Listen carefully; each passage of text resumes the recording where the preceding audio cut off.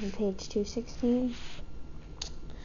Nat, the wave of joy and relief was so unexpected that she almost lost her balance, but almost instantly it drained away and left a new fear. She saw that Prudence beside him, clinging tightly to her hand, was Prudence Cruff. Goodwife Cruff let out a piercing scream. "Take her out of here! The witch put an evil eye on her." She and her husband both started forward. "Stand back," ordered the magistrate. "The child is protected here. Where is the witness?" Nat put his hands on the child's shoulder and gently urged her forward. With one trusting look up at his face, Prudence walked steadily toward the magistrate's table. Suddenly Kit found her voice. "Oh, please, sir," she cried, the tears rushing down her face. Let them take her away. It is my fault. I would do anything to undo if I could. I never meant any harm, but I'm responsible for all of it. Please take me to Hartford. Do what you want with me, but oh, I beg you, send Prudence away from this horrible place." The magistrate waited till the outburst was over. "'Tis a trifle late to think about that, child," he said coldly. "Come here, child." Kit sank on her knees and buried her face in her hand. The buzz in the room roared like a swarm of bees around her head. Then there was a waiting hush. She could scarcely bear to look at Prudence, but she forced herself to raise her head. The child was barefoot, and snarled her hair was uncovered. Her thin arms under the skimpy jumper were bluened with gold.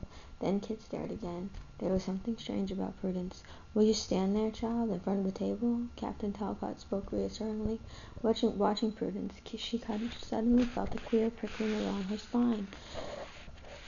There was something different about her. The child's head was up. Her eyes were fastened levelly on the magistrate.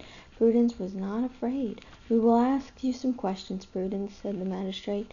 "You will answer them as truthfully as we possibly can. Do you understand?" "Yes, sir," whispered Prudence. "Do you know this young woman?" "Oh, yes, sir. She is my teacher. She taught me to read." "You mean at the dame school?" "No, I never went to the dame school."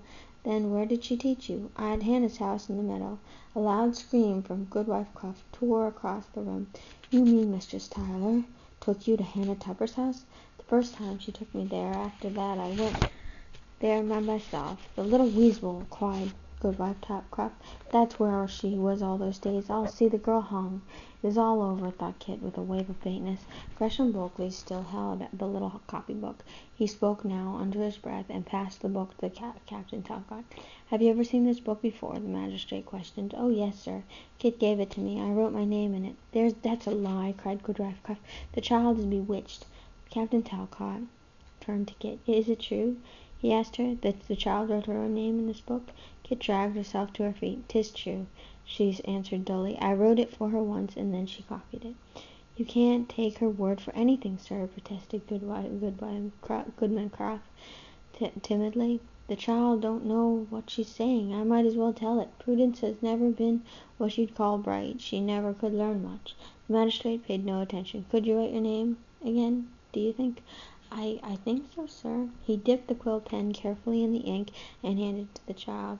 Leaning over the table, Prudence set the pen on the copybook. For a moment there was not a single sound in the room but the hesitant scratching. Goodman Cruff was on his feet, propelled by a curiosity greater than any awe for the magistrate. He came slowly across the room and peered over his child's shoulder.